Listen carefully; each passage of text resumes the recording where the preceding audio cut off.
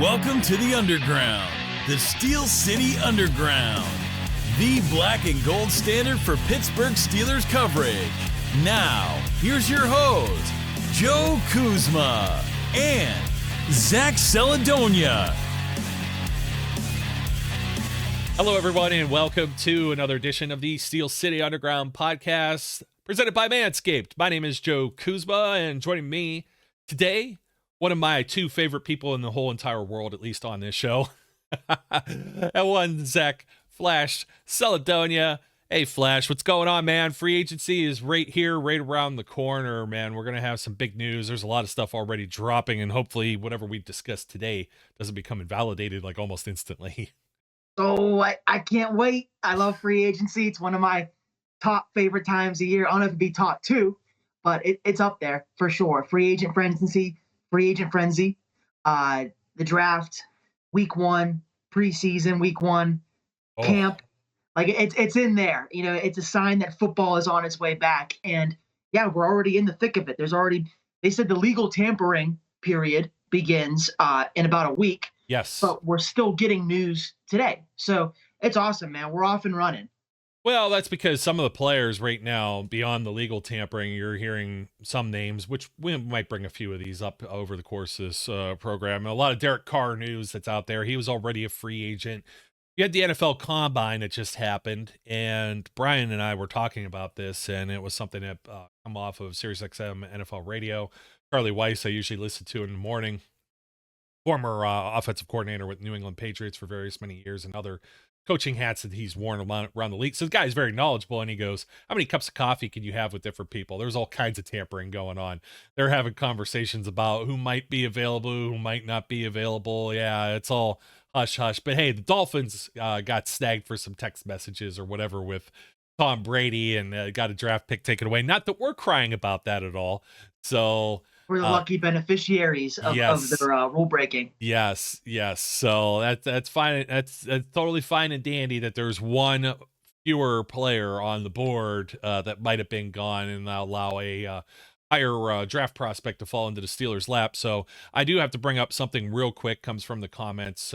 Commenter, sorry I don't have your name, but thank you for the comment on. I mean it. You can't always read it in text. Thinking I might be a smart ass or. I know I say I'm not ever wrong, but in this case, I was reading John Johnson's contract on the last show, and there's like 2 extra void years that are on there, but they have a $0 cap hit in the other column. So I misread that. There was like an extra 5 and then a 1 point whatever $1 million that wouldn't be attached. It like offsets itself, however the hell they did this contract, but they would still owe him $13 million this year, and I think 8 next year, which will go hand in hand with that. We'll talk about Bud Dupree here in a little bit as well, because hey, it sounds like the Titans might be letting him go, and we said that is a batshit crazy contract where they're eating a lot of money. But I think our top topic today, our first person when we're talking about new Steelers GM, this is his first full offseason as the guy, and we know Kevin Colbert's still there. He might be the little angel or devil on Omar Khan's shoulders, but this is his first year, and he's got an assistant GM, Andy Weidel, that's there too. And what might be his top priorities as we're heading into this final week, and then we get to start hitting some major news and getting some tidbits. I mean, last year it was Mitch Trubisky. That was Steelers don't ever talk to anybody in tampering period, and that was like the news. We didn't even have to wait the extra 2 days for that to happen. It was like boom, first thing, like 8 a.m. or whatever Monday morning. We knew, maybe it was 10, but we didn't have to wait very long for the Steelers to dip their toe in the free agency pool. I don't think that's going to necessarily be the case this season. And we're going to start off with maybe, I don't know if you agree with me on this one, on who is the top priority, but we're just going to list them maybe in no specific order. But I think an Alex Highsmith extension is definitely something that the Pittsburgh Steelers should have high on their list. It might not happen right here, right now. This might be something that happens around training camp. Alex Highsmith entering the final year of his rookie contract and led the Pittsburgh Steelers with 14.5 sacks last season. I think this is one that might get done because the Steelers are just more likely to sign or retain their own homegrown players. Yeah, I would prioritize Highsmith at the very top of the list. I don't think of him often with this crop because he's not a technical free agent yet.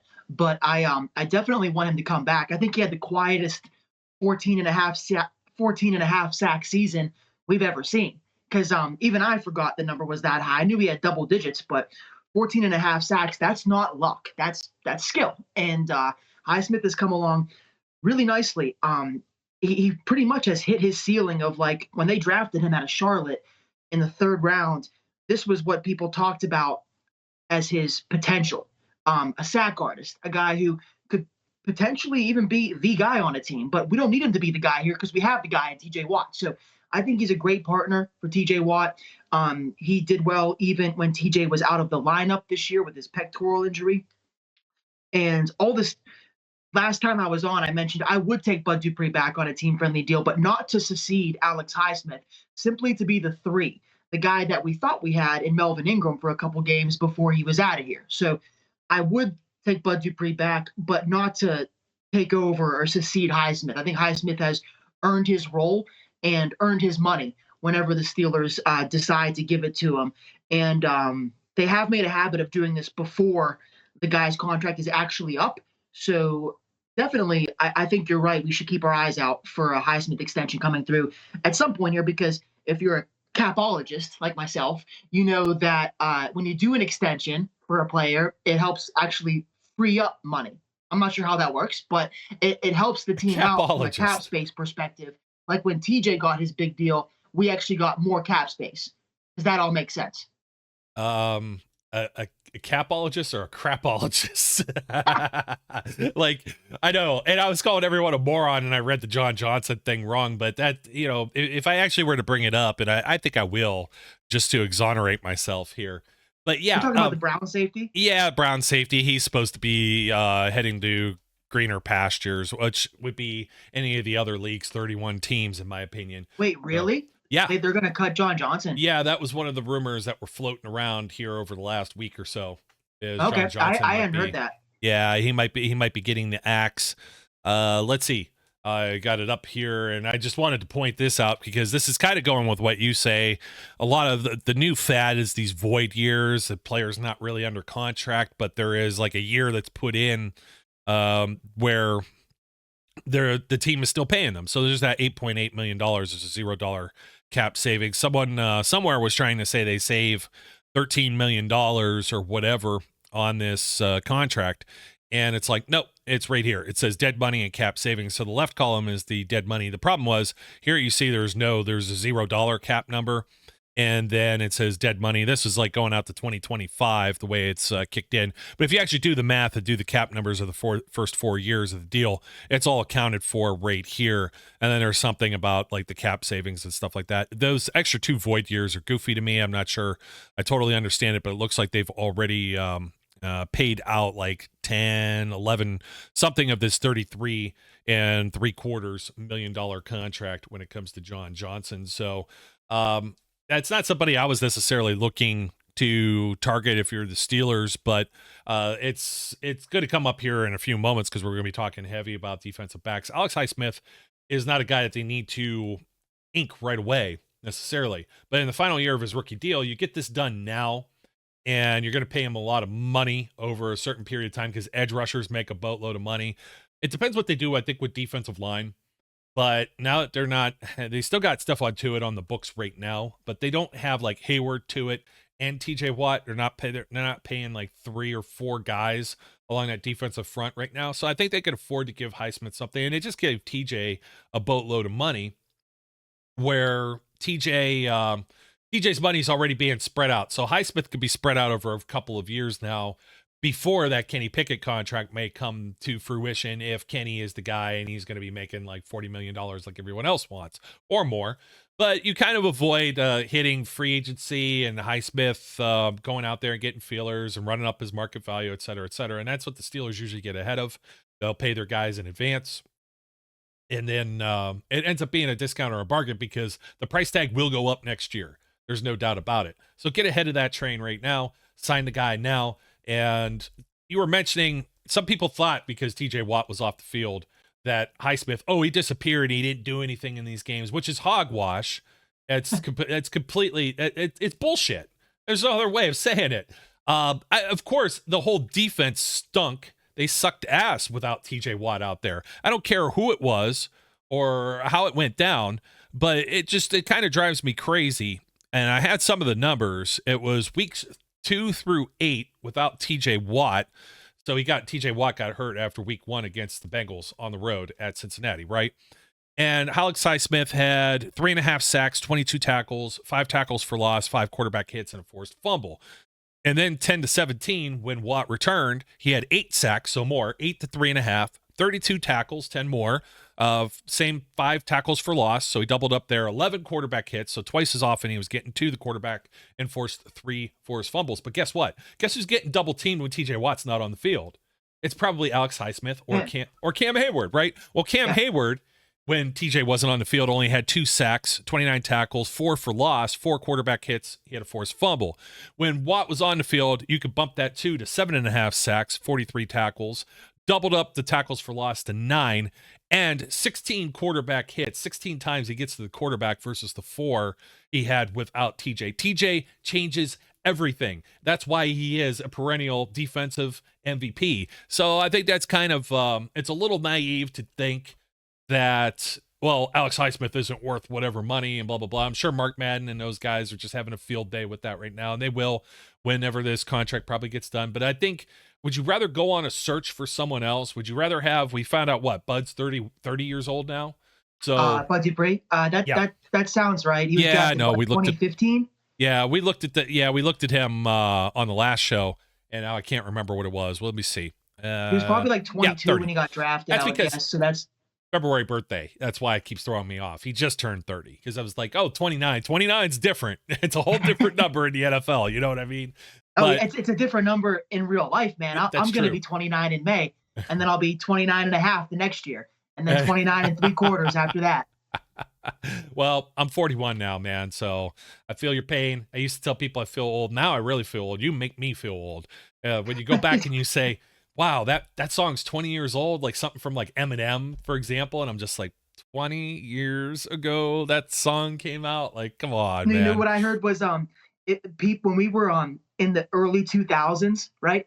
The way people talked about the 70s is how people are talking about the early 2000s now. Yeah. Like, it's a real mind, like, cause when I was a kid, the 70s felt like it didn't even exist. Like, it felt like this like magical time that people just made up stories from, and we were long past that. But when you put it in the perspective of like, now we're in 2023, hop back to 2000, that feels like not a different time. It feels like it was just yesterday. And nothing makes me feel older actually than the scouting combine, because I feel like it was just 6 weeks ago that CJ Stroud made his debut for Ohio State, and now he's there at the combine. Like, it's every year this happens where I'm like, didn't this guy just start playing college football and they're at the combine? That makes me feel old every single year. Just the names and the guys that I feel like are still young are showing up at the combine. Or their kids.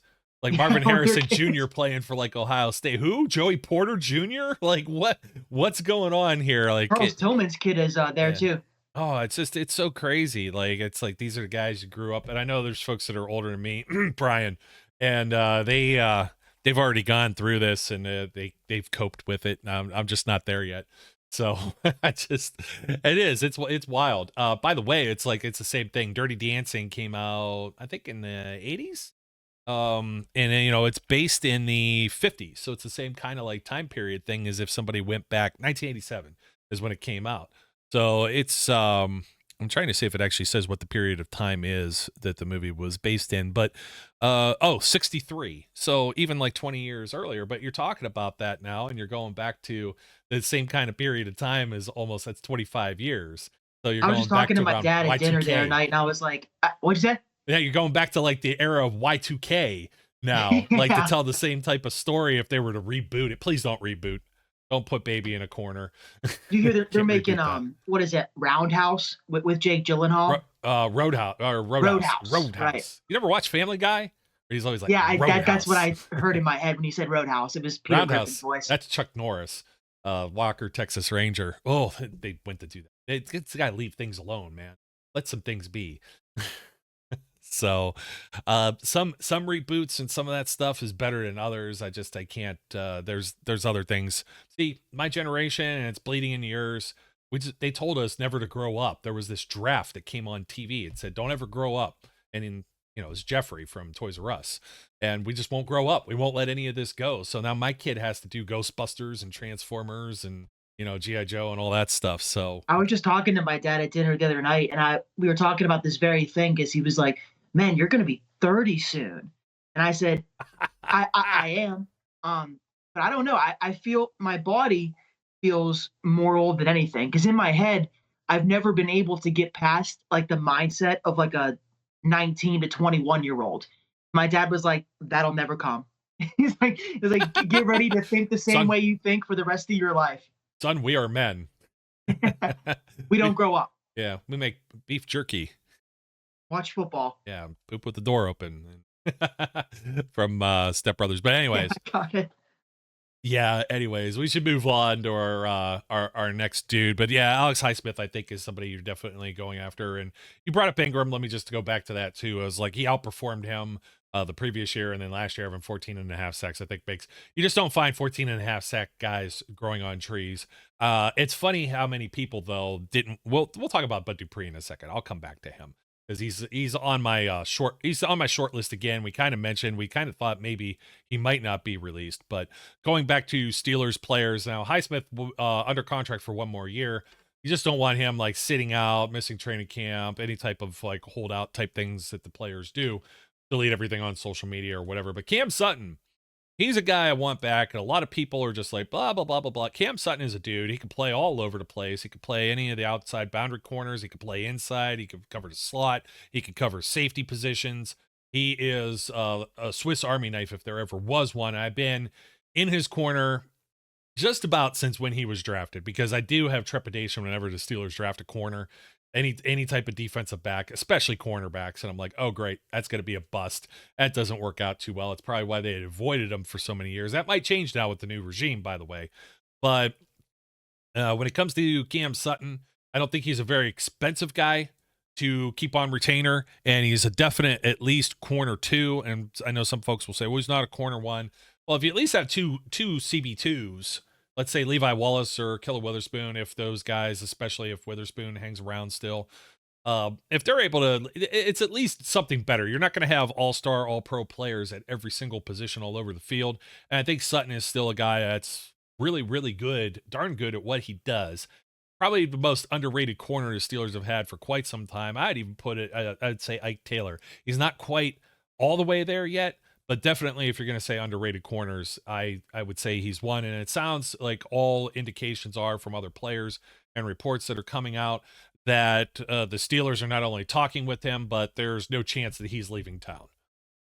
Yeah, you said it all really well. I think the fact that he is such a unicorn when it comes to Steelers drafted cornerbacks is all the more reason to keep him. You know, he's put in the work, and the Steelers have put in the work to help him develop, because it's no secret their track record drafting cornerbacks is terrible. Like, it's not something that they've been able to figure out for the longest time. It's like how the Ravens can't draft receivers, the Steelers can't draft cornerbacks. But Cam Sutton is by far and away the best one they've drafted in a long time. And short of Mel Blount, the Steelers, and Rob Woodson, the Steelers never really have superstar corners. It's always, like you described it, as 2 starting number 2s. I know Ike was the man, and I'm a big fan of Ike, but at his best, he's a really high-end corner too, as was Bryant McFadden and Deshae Townsend. And Joe Hayden, certified cornerback 1, but we got him in the latter part of his career. So having an established superstar corner has never really been in the Steelers' MO, and things change, but Cam Sutton wouldn't cost superstar money at all. I think he could be had for about a 3-year deal, around $30 million, making about 10 or 11 a year. And if you don't know NFL money that well, that might sound like a lot of money, but to have he would be our best corner on the team, that's a discount. 3 years, $30 million. So I would qualify him or classify him as priority 1 of our in-house free agent guys right now to bring back, because you don't want to start back at square one. You lose Cam Sutton, Now you're left with Levi Wallace, maybe Akilla Witherspoon, maybe William Jackson, probably not. And they've painted themselves in a corner where they have to draft somebody or get Jalen Ramsey. But oh, that come part, on. Get out of here. Probably not going to happen. Not for 20 mil. I mean, all of Cam Sutton's contract spread out over, let's say, 3 years is like 1 year of Jalen Ramsey. Like that's exactly the way you have to think of it. Real bang for your buck with Cam Sutton. And my buddy Zachary Smith actually had a tweet this morning of the Around the 412 podcast. He said that he was talking to one of Cam Sutton's teammates. He didn't want to name who, but his direct quote was like, LOL, he ain't going anywhere, referring to Cam Sutton because Zach was asking about Cam's contract, and the guy said, LOL, he's not going anywhere. So that gives you a sense of how his teammates feel and how they think this is going to go down. And I would be pretty genuinely shocked if the Steelers did not retain Cam Sutton. Totally with you, man. Picking up what you're putting down, definitely. In the same category of talking about corners and Cam Sutton and whatnot. I think that we'll have to go back and look at some free agent targets again. Maybe we'll see what next week brings us and what's. I'll tell you this right too. I'd rather them just sign Cam Sutton than apply the franchise tag, because the franchise tag for corners is pretty expensive. So just pay him. I don't even think we have to use the franchise tag on anybody in our free agent prop. No. I couldn't see that. That would be pretty extreme in the amount of money and whatever. And I don't think other teams are coming banging down the door for Cam Sutton. And also he's got to consider the smarter players realize he's probably going to be here. What Cam's in that same, Sutton is probably in that same category, right? He's probably 27, 28. Oh, let's see here. 28. So he's still got, a 3-year deal that gets him to like 31 and it finishes out his career. He makes his money. Otherwise he goes somewhere else. He could be cut within a year or you see that happen all the way around. You never know. Like there's a lot of personal decisions that go into this too. Did you buy a house? Or your kids, do you have kids? Are they in school, your family and things like that? You're going to uproot them and go to like Las Vegas for a year. You know what I mean? With no real guarantees beyond that. They're going to give you like some front loaded contract. Look at John Johnson, moves to Cleveland. I bet he's kicking himself over that. And just for what, a year or two? And I know it's part of the business and you're kind of a nomad and that's the way this works. But when you could have some longevity somewhere, I think that truly speaks volumes. So at somebody you could hold down the fort for about 3 years, and we move into the actual safety conversation. I don't know if I tagged this right the first time, but I think I did. So safeties, we've multi-purpose here. It's kind of funny. All the people that were crapping all over Terrell Edmunds all of a sudden want him back. And he was one of my high priorities last year, if not highest priority last season. But you've made good points too. We were talking about this off the air, and you're talking about DeMonte Casey. So I would take either or both of them back in a heartbeat. Preferably both. Yeah, I finally, for so long, I feel like every offseason, basically, I'm always looking at the draft safeties and the free agent crop, because whereas we've had Minka for a while now and Edmunds has been solid, I've been chasing the 3 safety dream for a long time because it's a passing league. And if you can have a third guy who is starter capable, a fringe starter, that's a big, important piece it's a luxury for sure. But if you can have that on your defense, it helps you so much. And we saw that on games where Edmunds or Minka had to miss and Casey could come in and start, did well. And when he was the third wheel of the rotation, he still did well. He has a nose for the ball, and I feel like they're in a position right now where safety has kind of turned into less of a weakness and more of a strength. So why would you want to weaken that strength by letting one of, if not both of them, go? I think the goal is to keep them both. Probably more realistic to think only one stays, but neither guy, when you look up their market value projection-wise for next year, it's not very high. They have Edmunds on a 3-year, $10 million thing, and Casey's even less. They think Casey will sign for a 1 year because whereas he performed well for the Steelers in a pinch, he didn't get a lot of tape out there. The amount of snaps he played, it's going to be a hard sell for his agent to go to a team and be like, give this guy $30 million. So I think Casey and Edmunds both can be retained, but it all depends on how the Steelers are going to prioritize their money. Because if they're going to pay Cam Sutton and they're going to pay Casey or Edmonds, that's three guys out of the secondary they're going to be giving contracts to. Is that likely? I don't really know. I would, again, really want them to stay. I don't know how likely it is because I don't want to go back to the darkness of diving into the safety film every single year because we're lacking at that spot. We finally have it fixed. We've got arguably the best in the league with Minka, a good running partner in Terrell Edmonds, who's developed really well in his time in Pittsburgh and developed into one of our more reliable defensive players. And then you got DeMonte Casey, who is lightning in a bottle when you give him a chance. Just keep the band together rather than taking a risk, I would say, and drafting a rookie to play or signing another guy because the guys you're going to bring in to sign right now, they're the same level of talent, if not worse, than Edmonds and Casey. You're not going to get Jesse Bates in here. So just keep the band together. Yeah. No Jesse Bates, no Honey Badger. Sorry. No Honey Badger. Honey Badger and Aaron Rodgers were your pipe dream. It wouldn't have mattered if they couldn't put 11 players on the field otherwise on either side. Casey's 30 years old. So, when he signed with the Falcons, he had a 4-year deal that was only worth a little over $4 million, just like 4.1 if you're going to round it. As Cowboys deal, that was that was his original rookie contract, I believe. And then when he went to the Cowboys, he was a rookie on the Falcons. Yeah, so 1.1 just to go to the Cowboys, and then about 800 some thousand at the Steelers. The base salary, he may have gotten something else with this too. I don't have it all in front of me, but it's just a little over $1 million. So he's not going to break the bank there necessarily. Terrell Edmonds, on the other hand, let me see. I think Edmonds was only like $2 million last year. Yeah, 2.3, 2.4 in that ballpark.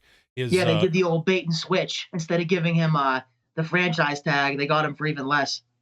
Yeah. And Minka was going to be that candidate for the franchise tag, and rightfully so last year. I mean, you're talking 20% of top 5 paid, in that category. Let me see. It's an average, and then it goes 20% in the next year. So that's what you're looking at with like a Lamar Jackson, and you get the uptick in subsequent years. You keep tagging the guy, it keeps costing more and more based on that other contract. So yeah, about 2.4 last year. That was about what he was already making. His rookie deal was 4 years, 10.5. So $2.5 million. If you've got $3.5 to $4 million tied up in these two dudes, that's not a whole lot to have experienced players that are experienced in your system, let alone experienced in the league. So I think they're both well worth that cost. I think if you tie down Sutton and I don't know what they do when it comes to Jackson, Witherspoon, Wallace probably stay, I would think. And I think they add to the room, but I don't think there's anybody new starting anywhere in that secondary necessarily week 1 at the very least, unless let's just say one of these guys like a Christian Gonzalez or Joey Porter Jr. falls in their lap and makes their decision harder. But I think they have some other needs. I'm not going to say I'd be upset with it. I saw someone, it might have been you that tweeted this out. There was like a mock draft and it had, I think, Porter and Addison on it somehow. Yeah. Porter at 17, picks. Addison at 32. I've seen that a couple of times.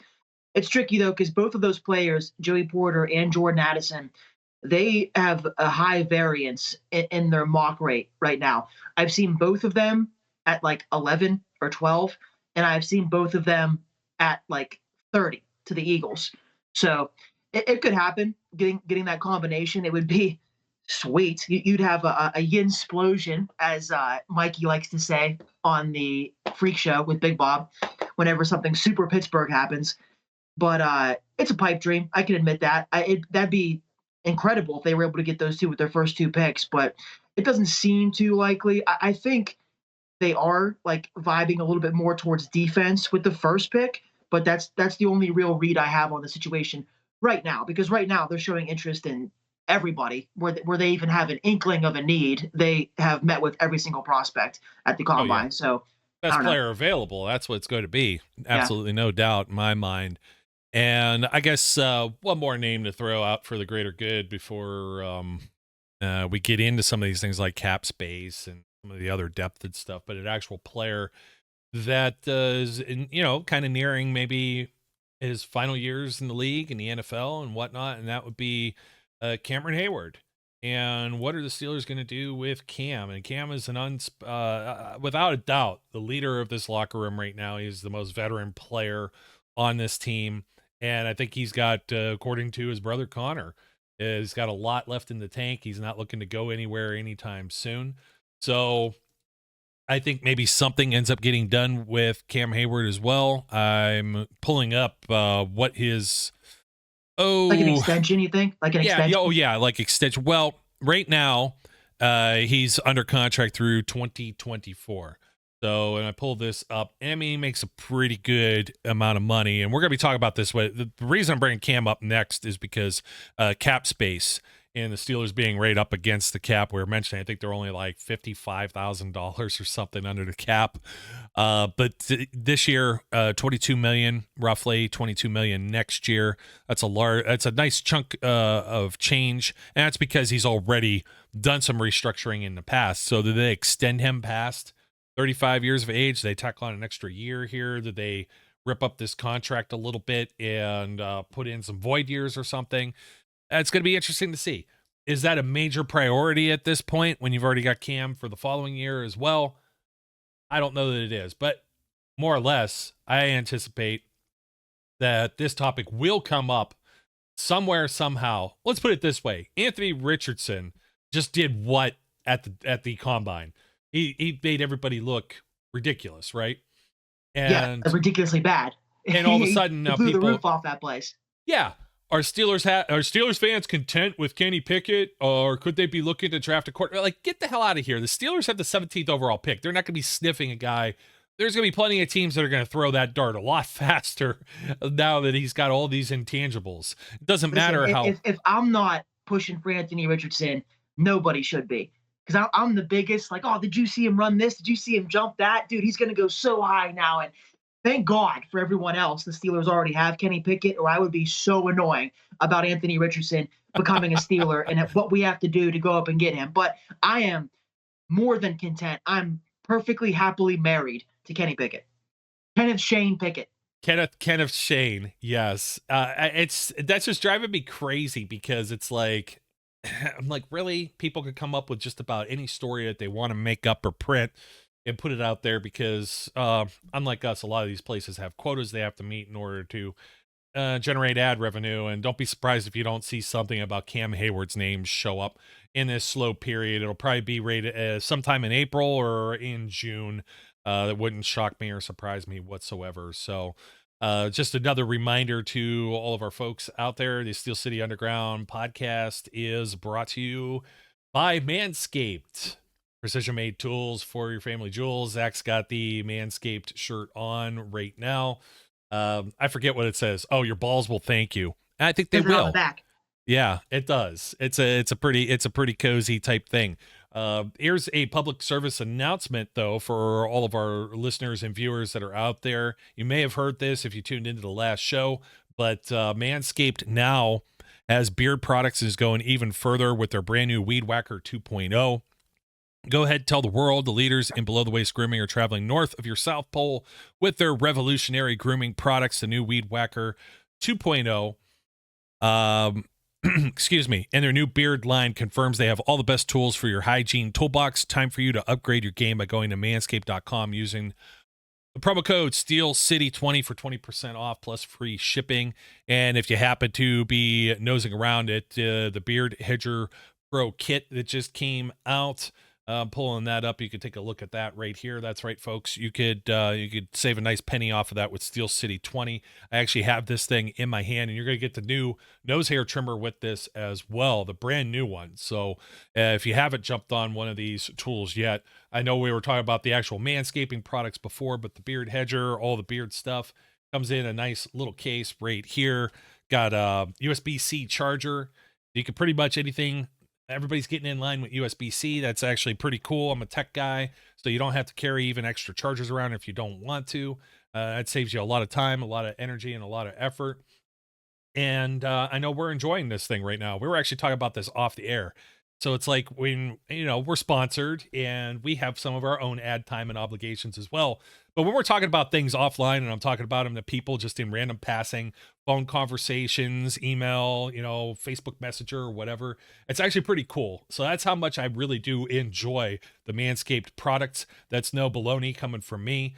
And I know everybody has their own opinions. They actually, even though they have a lot of quirky and funny marketing stuff and some reads and stuff that we have for these ads, they tell us to be honest about this stuff for the most part. You know what I mean? We're not going to tell you that this thing's going to cut off your neck or anything like that, but trust me. Well, don't trust me. I can't make those guarantees. I'm not allowed to. But this thing's awesome. I love it. And I'm pretty much gotten rid of every other trimmer, beard, whatever hair hygiene product that I have owned over the years in favor of the Manscaped stuff. So I know you're enjoying that as well over there, Zach, with I don't want to call you the woolly mammoth or whatever, but you got more going on. I mean, you got more hair than I have on my entire body right now, just on your head. Oh, yeah. That's why I'm so short. I wish this stuff was around when I was a kid, because when I was a kid, it wasn't cool to have body hair and a beard. The beards just came into the scene when I was like in 11th or 12th grade. So fortunately, the tail end of high school, I was able to be my true self, my hairy self. But yeah, dude, my chest is like, you seen Austin Powers? I'm a step below that. Like, I'm a very hairy individual. And the Manscaped products are awesome. They've helped me keep my beard tight, because I grow a pretty full beard, but it's like a Brillo pad where in certain areas it twists together and gets thicker. So if I don't keep it shaped up, it can create this illusion like I have like tumors on my face, because there's just these big uneven bumps all over my beard. But that's how you know it's real, because we were talking about it off air about how I was grooming this morning, getting myself lined up for the show. And I'm very happy with the trimmer. I love the beard shampoo as well. My girlfriend's thankful for that, because I don't have to use her stuff anymore. Not for her beard. I mean, her regular hair. I use her shampoo for my beard. The thing says got bush. You're going to get yourself in trouble. Well, they got like the little, that brush, and I don't keep mine very long. I like the like stubble kind of look a little bit. I've been playing around with this some more, but there's 20 different hair cutting lengths just built into this one trimmer. And like I said, I was telling you, because I was kind of demonstrating, I'm like, if I hold it this way, it doesn't do as much for me, but if I hold it the other way, you get the other 10 cutting lengths. So I've still been playing around with that a little bit. And you don't have to carry around all these gizmos and attachments. I could throw all that stuff away. And besides, most of it that I had anyways was, it's cheap junk, even if you pay a decent buck for it. So you don't have that here with Manscaped. 20% off, free shipping worldwide, manscaped.com with promo code SteelCity20. And as we move along, I love talking about Manscaped. We could easily get lost in just talking about their stuff. It's kind of ridiculous, because sometimes, in all honesty, we've had some reads on here. I won't mention any names or any products, where it's kind of like, yeah, okay, I'm kind of snake oil salesman here sometimes. So that's not the case with the Manscaped stuff. Absolutely love their products. We're going to get into another topic here ourselves now, as soon as I can find where's the topics bar at. This thing is still a bane of my existence. Why did we ever add this? Oh yeah, because it makes the chapters on YouTube easier to put in too. Cap space. Omar Khan's got to do something here. Steelers don't have all this money that everybody pretends that they have to go out and sign all of these free agents in a week from now. So they're going to have to do something. They're going to have to do some creative accounting. And I know that the cap is a myth, and everybody comes up with that, but it's not a myth. Look at the Rams. They're hurting. The Titans are hurting right now. I think we mentioned that everybody's talking about restructuring contracts, and you can't really do a whole lot of. I think it's a myth. It's to some degree. I will not stand idly by and listen to your fake propaganda about the cap. Hey, Cam Heyward's got 2 years left on his contract. You can't really restructure 2 years left on a deal unless you're trying to make them like that's why I said you got to do some type of extension, some void years, and spread that money out. That's the reason it's a myth, because everyone is anticipating the cap to rise every year, and they're just kicking that can down the road and spending money that they don't have right now. Well, that kind of sucks when you get into a scenario like they did with Ben Roethlisberger having a $40 million cap hit in 2020, and you had that was a nightmare scenario, or 21, I should say, and the cap went down instead of up. And they weren't the only team that were in trouble, and still in trouble due to some of these things. I still look at the Saints and I'm like, how are they going to do it? How do they do anything? And You just look at their liabilities, what they have in the future. It's like kicked out to like 10 years in the future. Eagles were doing a lot of that as well. Rams, we already mentioned. So I'm really interested to see the Derek Carr thing. They're definitely going to cut Jameis Winston, the Saints, because he's due about $12.5 million, I think, for next year. He'll be out of there. But yeah, I don't know how they're getting money for Derek Carr. But like you said, extensions, that helps open up cap space. Surprise cuts, I really can't think of any right now that the Steelers may have. But you're seeing it already around the NFL. Bud Dupree, Eric Kendricks from the Vikings, another guy got cut who can still play, but the Vikings don't want to keep him at his number, So he's about 10 mil a year. I think Kendricks is about 10 mil a year. I was looking him up. What's he, 30, 31 years of age now? Yeah. He can still play. I mean, if you get him a little bit less, like we were talking about Miles Jack last year, I'd be sniffing around maybe. But again, if that's $8 million, that means Larry Ogunjobi isn't back, who you got for like that bargain price last year. So you're probably you got to roll with some rookies or underpriced guys or undrafted free agents, or street free agent guys, or like the DeMonte Caseys, the guys that have been around and aren't commanding large contracts.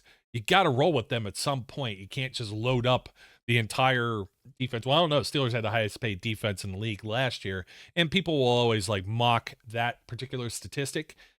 However, how often were all of those guys on the field, all 11 of them at the same time? It wasn't very often, especially when you have TJ, who's a large chunk of that. You know what I mean? So sorry to cut in on you on that one, but yeah, I think Kendricks, you might have even tweeted something about that earlier today, and I'm like, yeah, Kendricks, that might be somebody that could play for a couple more years, especially inside linebacker. It all depends. As long as he hasn't lost a step, because you can't have anybody slow in quicksand playing inside linebacker with the Steelers system. That's always the key, is when you're going to bring in a guy like Kendricks or somebody else who's been let loose from their team that you believe can still play. It's all about that step that you hope he's not missing, because whereas Miles Jack was solid for the Steelers last year, there were no splash plays. And I was really hoping to get some from him coming in to solidify the middle linebacker spot. I'd be open to Kendricks as well if he can still play. But I wasn't even trying to get into that. I was just using him as an example of like teams will cut guys that you don't expect to be cut, that you think can still play. And the reasoning behind it is just wanting to get fresher, wanting to open up some money, and they can't keep everybody. So just keep your eyes peeled for someone the Steelers might do that to. But right now I really have no clue who that would be, because we have so many young guys, and like they're not going to cut Minka, obviously, or TJ or Cam. So the next, I guess, the surprising cut would be someone like Miles Jack. Yeah, probably the most surprising. I mean, we expect William Jackson III to be cut. We expect something to happen with Mitch Trubisky and his contract, Gunnar Olszewski. And once you do all those, you're well north of $20 million saved on the cap. So those are moves they can make without having to restructure Watt, without having to restructure Minka, without having to touch Deontay Johnson's contract that I don't want to touch, because let's face it, if he stinks, he stinks. He's going to be the main argument as to whether or not they would add somebody like Addison to this roster. It's going to be very tempting. I find it very funny that everybody shits on Deontay all year, and then you have me bringing up Jordan Addison. It's, oh, dude, we've got Deontay. I heard what all you said about Deontay. I like him too as a player, but I don't think that's enough of a reason to totally ignore the potential of upgrading the receiver room if the right guy is there at the right time in the draft. I do not want them to take one at 17, but if a talent falls, yeah, they should take one, man. Juju, okay, here's a story for the people. In 2017, the Steelers took Juju Smith-Schuster in the second round. They already had Antonio Brown, Martavis Bryant, Eli Rogers, and Darius Heyward-Bey on the roster. Fast forward to 2019, 2 years after Juju was drafted, he's the last guy in the room, okay? So this whole like, oh, they have George Pickens, they have Deontay Johnson. That's not enough of a reason to like totally ignore the spot. Be like, oh, we're good with just these two guys, man.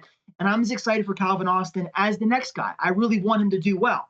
I prefer to live in the positive world than the negative world. But over in the negative world, I'm not too old to remember when we had Senquez Golson in here, our second round pick with Bud Dupree, the cornerback. We never got to see him because he got hurt his foot, same as Calvin Austin, and then the next year hurt again, and then he was cut. So I want Calvin Austin to succeed. I want him to do well. I'm excited about the ideas of what he can bring to an offense. But yeah, it's been giving me a little extra chuckle lately. All these people name dropping Deontay Johnson after dragging him through the mud all season long and be like, this guy sucks. He can't catch. He can't do this. And now when it's about the Steelers potentially drafting a receiver, it's all, oh, we got Deontay Johnson. We're good there. It's a copycat league. You saw what the Bengals had done with, I don't know, T. Higgins was a second round pick, but he was high. He was a high one, wasn't he? Like maybe he was 33. The first. Yeah. Same spot the Steelers are in right now. And that could very well be the same path. Like it really could. If somebody like that were, and trust me, there'll be plenty of receivers that Steelers just have always had a knack for that. But some of their scouts have changed over too. So, Brandon Hunt now over with the Eagles. You got Anthony Weidel. They might have some different ideas on how they want to explore that. The main difference is usually with the pipeline. The Steelers are always looking a year or two ahead, and there's nobody that's a year or two out of contract or no longer on the roster right now, right? Yeah. So, like when they were drafting George Pickens, they're looking ahead at, okay, Chase Claypool may only have a year or so left after this, and maybe it's somebody that they're going to trade. So, like, that's the only thing where it's like I have that mental mind block. But let's just say Deontay. I think Deontay's fine. You saw Darius Slay put that out there. A lot of people were clickbaiting that too. Eagles Corner says this Steelers receiver was one of the toughest guys to cover in the entire league. He was in his top 5 guys they had played for the year, and that was right up there with Justin Jefferson. Who else was in that list? Was DeAndre Hopkins or somebody like that on there too? I'm trying to think. So he's on the Eagles. I know Olave was. Maybe CeeDee Lamb. Did you say CeeDee Lamb? Because he was on the Eagles. Lamb was. Yeah, CeeDee Lamb was too. So we got some of them out of that list. But, that tells you a little bit of something. And now he's working out with Pickett, we see, wherever they're at. I don't know, Florida, California, Arizona. I'm not sure where they're working out in the offseason. And that's only going to help because Deontay had way more of a rapport with Mitch Trubisky. It was very obvious. That comeback route was just fire. It was unstoppable, even with Mitch throwing the balls. Deontay came down with some passes, and a couple of them that he caught that maybe his foot was like an inch out of bounds, too, that make me enough of a believer. But let me tell you, when the Bengals with the second-year quarterback Joe Burrow, and they add Jamar Chase to Tyler Boyd, serviceable guy. Tyler Boyd's like Deontay Johnson. T. Higgins is like George Pickens. Okay, you get me on with Jordan Addison. But I like Calvin Austin. I do. And everybody's kind of forgetting about him the same way they forgot about Alex Highsmith a couple of years ago. So I'm not going to roll him out. But again, does his foot get hurt and stuff? Emmanuel Sanders had the toughest uphill climb of finally getting on the field, and that was the reason Antonio Brown was able to years ago. So you just never know. You could never say never when it comes to the National Football League. And there was something else I was going to say along those lines, too, because we were talking about salary cap. I think I mentioned Gunner already. I think Gunner only saves you like 2. Go back to last weekend's or the end of the week show with myself and Brian. We go through all the guys that could be potential cap casualties, but the top 3 were basically like William Jackson obviously was like 12 million. Mitch Trubisky was like 8 million savings. And then Gunner's like 2. There's a few other ones that are like peanuts. But like you said, Najee rookie deal, Pickett's rookie deal, Freiermuth rookie deal. Oh, that's the guy we're kind of missing in this whole scheme of things. And I didn't have him on the list. And we might as well just throw him in here right now when we're talking about cap space. And somebody that shouldn't break the bank is a backup tight end. Zach Gentry. Like Gentry, I think needs to be given a little bit of love here. Needs a little more respect put on his name because he's developed into a fine blocking tight end. I call him like Matt Spaeth 2.0. Could you upgrade? You could absolutely upgrade, but I'm getting tired. They don't need like the Eric Ebrons of the world to add to this team and play. I'd rather keep Gentry for whatever he's going to cost. Well, they already got Freiermuth, who's like that. Yeah, but you need like 2. Yeah, but they seem to always they seem to run with 2 tight ends. I think they definitely need somebody. You never know. Freiermuth's had some concussion problems too. Oh, I'm not dismissing Gentry by saying Freiermuth. I'm saying he is our Ebron type. Pat's our Ebron type because he's the athletic receiver piece. I love Gentry. It's the same deal as the Cam Sutton thing. The Steelers have put in the time and the work and the energy to develop this guy. He was a nobody, a bum when they drafted him out of Michigan like 3 years ago, 4 years or whatever that was, a converted quarterback. And I rather enjoy seeing him on the field. He's a good blocker and he's a sure-handed guy. He doesn't get too many opportunities, but when he does, he puts his head down and he's good at getting yardage after contact because he's so freaking big.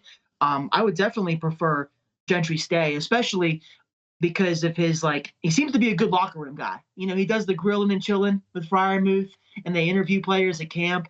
And he's got a very personable way to him that I think it would be good for team chemistry, and it would help us not have that need because behind Zach, you've only got Connor Heyward, who I like, but they're entirely different players. Connor Heyward isn't 6'7", 280 going blocking dudes. He's a utility tight end. So keep the trio as it is. Freiermuth obviously isn't up for a deal, but keep Gentry around, keep him as the 2. You don't have to overcomplicate things by looking for a different one or drafting one. And I don't think Gentry's going to demand a whole lot of money. Nope, I totally agree with you on the money aspect. I was trying to find, you make a great point with Connor Heyward, who is 6 foot 230. That's fullback size, folks. That's not like the 6'7" giant, 6'8", 265, Zach Gentry. So you can't just replace, if Freiermuth goes down, let's say he gets hit in the head again and has to be in concussion protocol and sit out. We were talking about this with the backup quarterbacks. We're going to end up getting to that here in a second.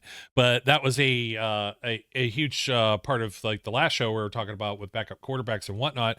And you and I talked about that too. These concussion protocols keep people off the field longer now because of the player safety aspect. So you're never going to have all-star depth, but you got to have somebody back there. And when you're conceding 6-7 inches and 60-70 pounds, he's going to get tossed around a little bit. He can maybe match up on a slot corner and create some different type of mismatches, throw a block here or there on a linebacker.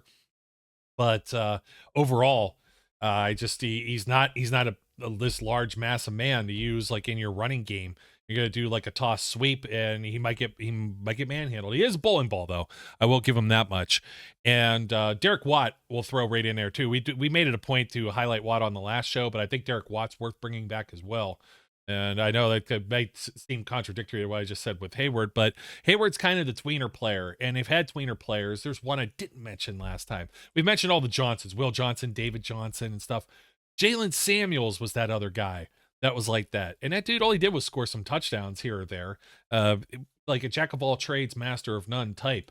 So running back, wide receiver, tight end, whatever, type of utility players, plus the special teams aspect that Connor Heyward will give you. So jumping in off of that, we got to go and move a little bit quicker maybe here as we're going to get up against it. Never try and keep these shows too long, but the backup quarterback thing is still a thing. We've beat this to death over the last several shows, but it's something that Omar Khan's going to have to address because a backup quarterback will probably end up playing at some point with the way the NFL goes right now. We had numerous examples at the last show, the 49ers, the Miami Dolphins, Carolina Panthers, the Jets. Several teams went through several different quarterbacks over the course of their seasons due to injuries, due to concussions or whatnot. We expect something with Mitch Trubisky to happen because he's going to be a $10 million cap hit. If the Steelers swallow that in its entirety, I think they'll be one of the worst business decisions and moves that they've made in years. And it would not look good, I think, for a new GM such as Omar Khan to just completely eat that. Now, I hear that he wants to keep him. You look at the backup quarterback market as we did before, and there's just not a whole lot of names that really entice you into thinking that this will be the guy to replace Trubisky, new to the system, et cetera, et cetera. So Trubisky or Rudolph, I'll even put Mason Rudolph into the same category if he were to want to return. QB2, you want to keep one of those two veteran guys. Whether or not they draft somebody, I saw something from Colin Dunlap earlier. He just threw out some random name. People always do this. It's like, oh, they should look at this guy in the 5th round. Hey, he probably won't be drafted at all. That happens all the time. How many quarterbacks we fall in love with as those mid-round targets, or even some that fall first, second rounders that end up being taken in the 6th or something. Look at Sam Howell and Matt Corral last year. They were some of the flashier names when it came to the combine type stuff. So I always think of Ryan Nassib because I remember seeing him drafted in the 1st round, mock draft wise, a ton. And the Giants got him in the 5th or whatever. I don't know. But every year there's guys like that. I feel like that they shoot up, whether it's just for speculation or their combine workouts. Or remember, Tom Savage is the other one. People thought Tom Savage might go 1 overall that year after his pro day, and teams being like, "Oh, this guy's so big and he can throw straight." Nassib was the same year Landry Jones came out, And I remember looking at both of them. They played each other in a preseason game, and they were both deer in headlights types. Just not very good. God, Tom Savage, Davis Webb. There's Davis Webb. That's a good one. A lot of names like that. I was thinking of the guy who went to Miami, Florida. Oh, geez, Brad Kaya. Oh, Brad Kaya. Yeah, classic. he was another classic. Oh, this guy, he could be a sleeper. And it never turned out. I feel bad mentioning their names. It's nothing against them personally, but it's like all this draft hype. You got to, put your arms around and like kind of corral it for trying to be punny now. But listen to all these names we're rattling off. Yeah. You want this, Colin Dunlap? You want a guy like that to come in and be backup? Pass. Just keep Mason Rudolph or sign Jacoby Brissett for pennies, or keep Mitch, but for like a fraction of his contract. Mitch cannot possibly think. The Steelers cannot possibly think they're going to keep this guy at $10 million to be the backup quarterback. I don't care if he's the best backup quarterback to ever play in the NFL. That's too much money to invest in a backup quarterback, especially, as you've already mentioned, we're up against the cap. So we got to make moves here to improve the team. We can't be worried about keeping Mitch happy. Yeah, you don't have the luxury of being able to pay a backup quarterback, having them take a $10 million cap hit. Yeah, and who does he think he is? Jimmy Garoppolo. Mm-hmm. And I know Trubisky may have like rubbed some people the wrong way. I think Deontay was saying some stuff. There's always that rumor that's out that they had a fist fight or whatever. And some guys were getting behind Mason Rudolph later in the season. I know he didn't end up playing. So be it. But it still doesn't mean, Trubisky, again, I didn't feel that he's a starting level quarterback in the NFL. It doesn't mean I don't feel he's not a decent backup. When you look at the others that are available, and I'm saying that's the key word, available, not the guys that are already backups in the league. I'm not going to say he's going to be the top backup instantly, but of the ones available, that's he's probably the best that would be available, and he's already under contract. So what are you doing? You do have to say, what's that? I said that's fair. That's very fair. You just got to save the money. It's just like you said, you can't have the luxury of having a $10 million cap hit on a backup quarterback. So I know we've beaten that one to death. It's becoming a broken record. There's we were mentioning this a little bit earlier in the show, and it's one that it comes up all the time because TJ Watt ended up injured for a spell last season, and it's edge depth. And the Steelers have already brought Quincy Roche back. That was somebody they threw a flyer on in a later round a couple years ago, and they were hoping to cut and re-sign, like a bait and switch type thing, and that didn't end up happening. And now he's back, and we'll see. But it's basically, you're going to look at that. I see people mocking edge rushers in the first round. It's like, why? Who are you taking off the field? Are you taking TJ off the field? Are you taking Alex Highsmith off the field? Oh, you're thinking about Alex Highsmith not being here a year from now. Maybe the Steelers aren't thinking that. And if they are thinking that, they're going to have their first round pick that could be playing immediately sitting on the bench. Or they're going to have the guy, they're not going to try and devalue Alex Highsmith. He just had 14.5 sacks. You're going to put him on the bench? It just seems like, I'm sorry, it's preposterous. I don't like that idea whatsoever. I think that's just, that's ridiculous. And yeah, round one's way too high. Way too high for your third edge to be coming. I don't care if it's to think long term. The only explanation I could put behind that is if it's Luke Sanders that you're seeing. He played edge this year, but he's going to be a middle linebacker in the NFL. So that's one guy that I could try to explain away if he's a name you're seeing mocked to the Steelers. But aside from him, I would not want an edge anywhere above the third round. If they want to, it'd be very Steelers, it feels like, to pick an edge in the middle rounds. But I do not want to see one at 17 or 32. Even 49 would be a bit of a stretch for me because I think they're fine, obviously. More than fine. You got the defensive MVP from 2021, and you've got Alex Highsmith, who got 14.5 sacks last year. Quincy Roche is a project. The possibility, I'd rather bring in a veteran for cheap, like Bud Dupree, or somebody else who would cost like similar to Melvin Ingram's contract when we got him. Don't waste the draft capital on a guy that you're not even sure is going to see the field very much, especially high draft capital. Yeah, exactly. You don't want high draft capital. I still have my tight ends list up because I was going to mention some of them with Gentry, but maybe for another show. Maybe we'll look at maybe some other potential targets that might be available, because you look at the top end of that list, it's like you're not paying that much for a tight end 2. Well, the same thing, you're not paying as much for an edge 3 or 4. You're always going to end up with somebody like a Roche or Jameer Jones, who they just re-signed. You're going to have like a, I don't know, not Cesar Skipper, but Ola. Yeah, you have to get lucky. The perfect storm has to come through, because we had it for a second with Melvin Ingram, but then, hotter heads prevail or don't prevail because he wanted out. He's the exact guy you want to target. A little higher in age. He shouldn't be expecting to play like a bazillion snaps. It's 32 years of age for the contract he had, was only like a few million at that. And he wasn't a priority free agent. He was signed a day before camp opened. And that's because they found out TJ was going to be sitting and the contract wasn't going the way they needed. So you needed a veteran guy for drills also. That's probably what rubbed him the wrong way, to be completely honest. It's like at 32 years of age, he probably thinks he could sit on his ass and not have to work out as hard, because let's face it, it's not a picnic going to St. Vincent's College. Most of the players, they talk about it, and at least they have air conditioning now. You got the players of the 80s and maybe some of the early 90s and stuff with the Coward teams that maybe they didn't have AC units in some of those dorms. They're dorm rooms, you know what I mean? The dorm rooms at a liberal arts college, a Division III sports programs. So it's expensive places to go. Not saying that they have all bad facilities, but they get maybe the freshman dorms or something or whatever's open, and those aren't always the best choices. But that's what you're going to be looking at, like Malik Reed, who they traded for, or somebody like that. And a lot of people are going to be talking edge depth, but you're not going to go out there. I still think Bud Dupree is going to be he's going to be a big fish. The rumor is that the Titans are going to let him go. He's 30 years old. We mentioned that. We took a look at his contract. I had Jameis Winston's up too as part of the backup quarterback thing. Wow. Who's gonna give Bud Dupree all that money?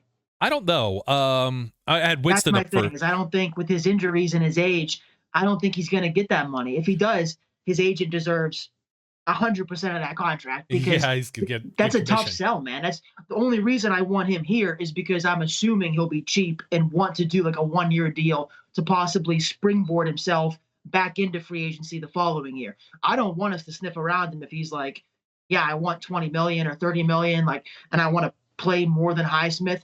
It's a very defined and specific role that I have in my head for Bud Dupree. And if he can't fit it, I want them to look elsewhere. The Malik Reed type, that was a great idea when we drafted for him, but he was, silent all year outside of a couple holding calls that he got. So I think the desire is there. It's proven the Steelers want to have a third guy that can contribute snaps and help. It's just really hard to find that guy who isn't already starting on one of the other 32 teams. Yeah, totally agree. I would have said Cleveland Browns, but they're changing defensive coordinators and schemes once again. I only say that because they paid Jadeveon Clowney $10 million last year, and they've been struggling to find a guy opposite Myles Garrett. Now, can Bud Dupree play a straight-up defensive end? I don't know. No, that's a good guess, unfortunately. That is a good guess, the Browns. Yeah, so but he kind of fits that same mold as somebody like Clowney. He doesn't have the same type of draft pedigree, and production wise though, he's been at least as productive, but I don't know that he's a $10 million guy. But maybe some team will take a stab at him. They'll give him a little bit of scratch as far as signing bonus, and he may have an opportunity to start somewhere at 30 years of age. I'd have to look around and see who has holes and who has needs. Could he bounce back to Pittsburgh? He would have to know that there could be one of two things though that could light his fire. And like I said, 30 years old, but February birthday. Okay. So he's just turned 30. He's going to be like 30 and a half playing during the season. Could he play a few more years? Not everybody's James Harrison that could play until they're like almost 40. But Dupree might look at this too, as you said, like a 1-year deal. He looks at Alex Highsmith. Does Alex Highsmith get the extension? Does that kind of insulate you where you can maybe bring Dupree back another year after that? You already have him in house, or you decide, well, he really wasn't the fit right now. We brought him back. He didn't play a whole lot. We extended Alex. So it could be insurance. I'm not entirely against that notion, but again, it's the luxury of backups in what you're paying them. And I don't know that they could do all of that. We'll end up finding out, I guess, shortly. But boy, that would take something off of they're going to draft a linebacker or two in the draft regardless. That's just the way the Steelers are. And they have the holes that are there with Devin Bush, with Robert Spillane. So we shall see how that ends It's a up pretty good working. class. It's a pretty good class of middle guys. I'm enticed by quite a few. I like the Clemson kid, Simpson. I like Luke Saunders, who I just mentioned out of Arkansas. He said he models his game after T.J. Watt, even though he's going to be a middle guy. But I like Luke Sanders. I like Simpson out of Clemson and Campbell out of Iowa.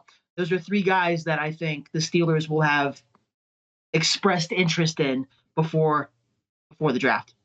Yep, I'm totally there with you. Our last topic, I'd probably just put a bow on it right now, but I think we could talk about this real quick. A lot of talk about trading up, trading down, and what they might do. And this is some of the priorities that Omar Khan's going to be seeing. We're heading into free agency. Do they make any type of moves now, or they wait till draft day, or there any type of position things that happen? Do they trade Mitch Trubisky and add an extra pick? We were talking, I think I caught some of one of these conversations you were in on Twitter, and somebody was talking about whether or not the Steelers could move back into the 20s. And I said, man, if they end up getting like a low second, high third, even just a third round pick, don't matter where it's at, and they move back like 5-6 spots and could still land the guy that they wanted at 17, maybe. That's what you're talking about with roster building, my friend. You have like I'm always 4 or 5 picks in the top 75. Whew, that would be smoking hot. I'm totally on board with that. So if you're a smart fan, you're pro trading back. Always. I don't care what the state of your team is, but if you can get more picks, especially like you said, third rounders and up, you do it every time. I would, in the moment watching the draft, it sucks because you want them to make the pick. If they're one of the teams that waits until they're on the clock to trade back, that is so deflating. But you can rest assured that you got another pick out of it, and your team's about to pick in a couple picks anyway. So I'm definitely a fan of the idea of trading back, whether it's at 17 or even at 32.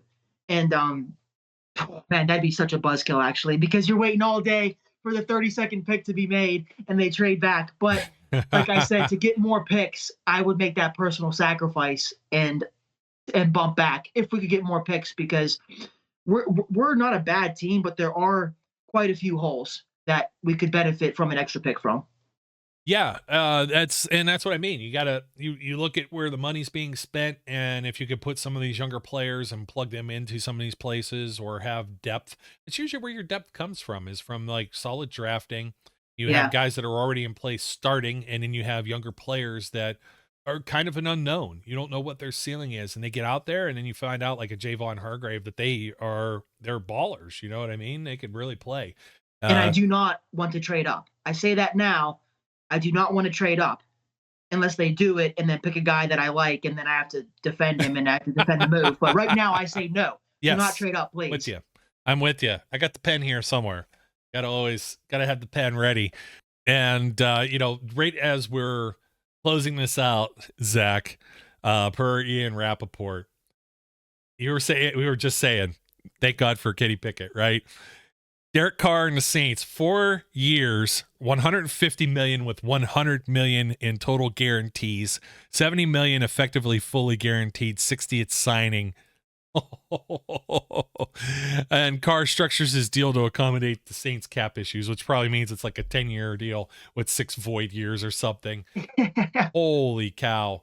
I can't, dude, I can't believe that. I can't get over that.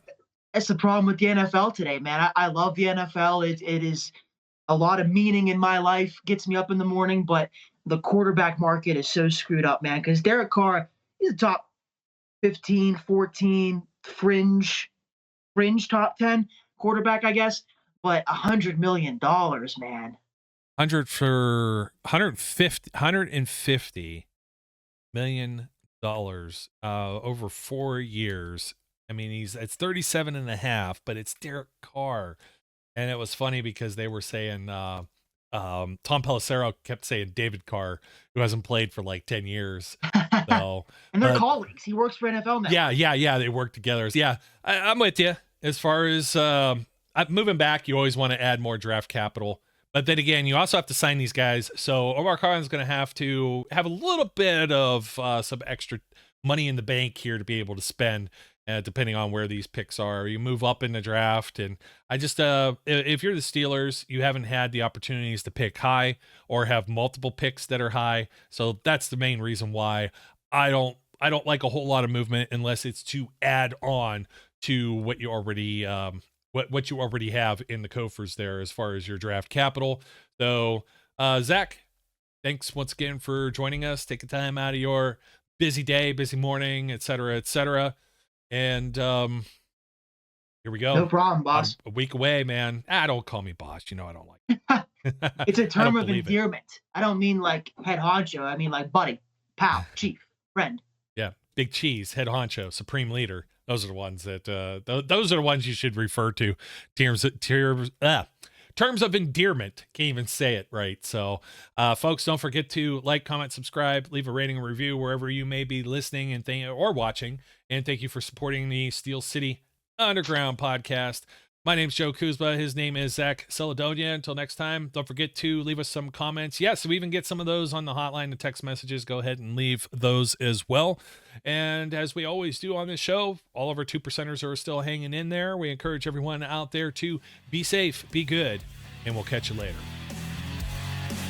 We would like to thank you for listening and remind our listeners to follow us on social media and our website, www.steelcityunderground.com.